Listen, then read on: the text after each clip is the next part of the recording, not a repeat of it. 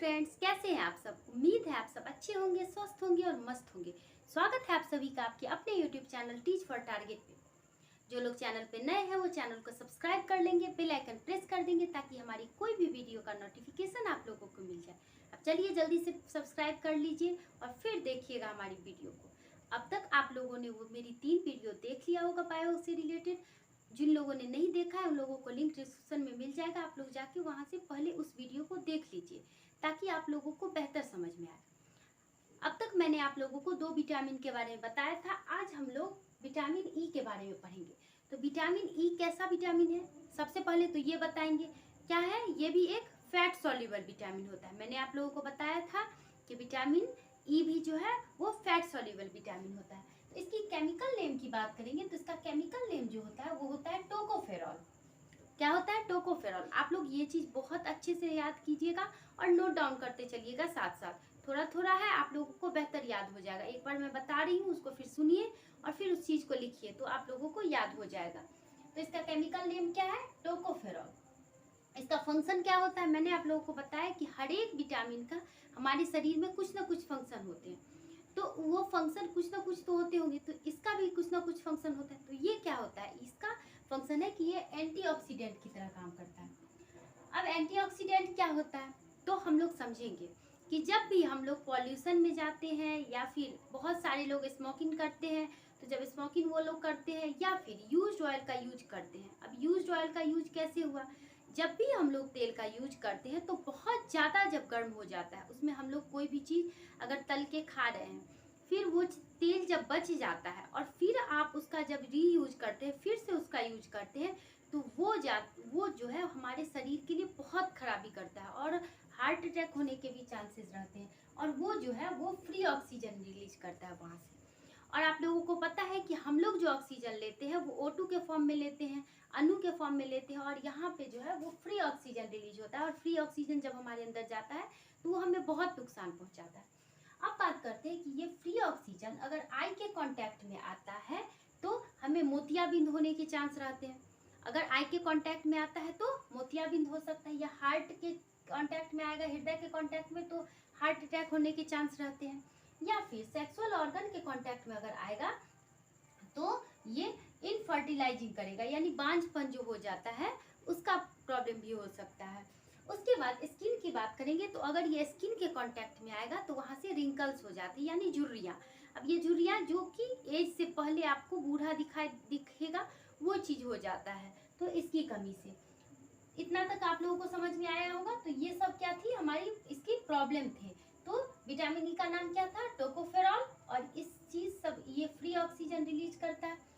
और जो भी फ्री ऑक्सीजन हम लोग लेते हैं वो उस कारण से क्या होता है, ये सारी बीमारियां होती हैं। अब यहाँ से एक बात आता है कि कोई आपसे पूछे कि क्या विटामिन ई को हम सौंदर्य विटामिन कह सकते हैं?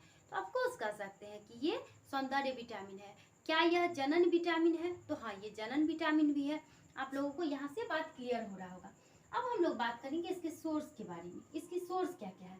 तो सबसे पहला सोर्स तो है वेजिटेबल सीड ऑयल। जितना भी वेजिटेबल है उनके जो सीड होते हैं, जितना भी वेजिटेबल है उनके जो सीड होते हैं उनसे भी ऑयल निकलता है।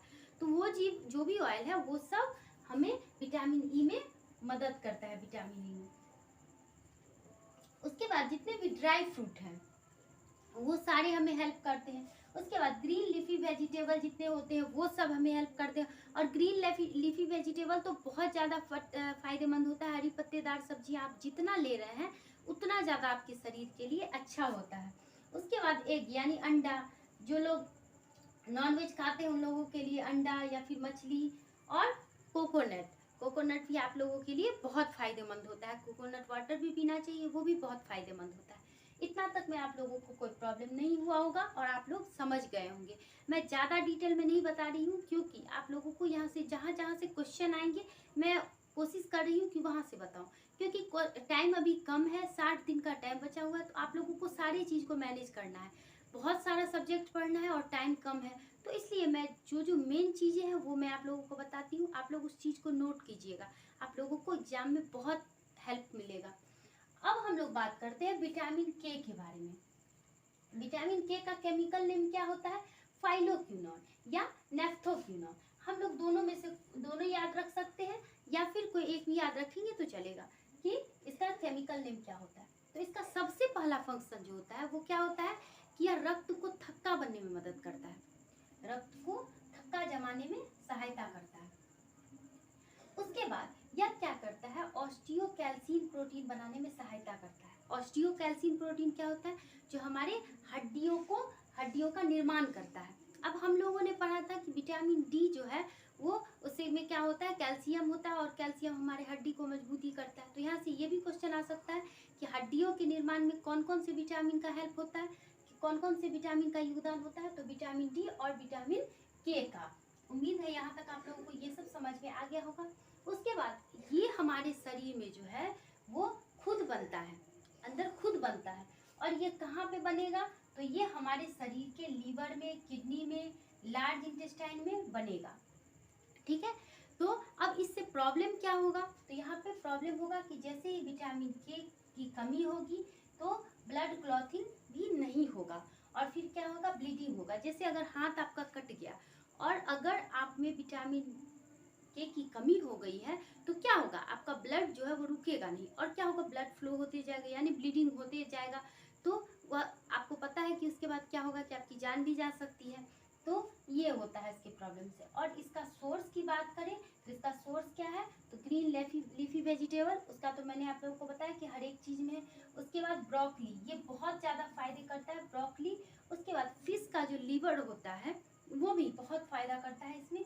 उसके बाद अंडा और डेयरी प्रोडक्ट जितना भी हो गया, आपका दूध हो गया, पनीर हो गया, दही हो गया, वो सारा चीज़ डेयरी प्रोडक्ट में आता है, तो वो भी आपके शरीर में बहुत फ़ायदेमंद करता है। उम्मीद है आप लोगों को यहाँ तक समझ में आया होगा बेहतर। और मैं अब आप लोगों को जो बताऊंगी वो वाटर सॉल्युबल विटामिन के बारे में बताऊंगी। अब जो है आपका फैट सॉल्युबल विटामिन सारा कंप्लीट हो गया है। अब मैं आप लोगों को वाटर सॉल्युबल विटामिन के बारे में बताऊंगी।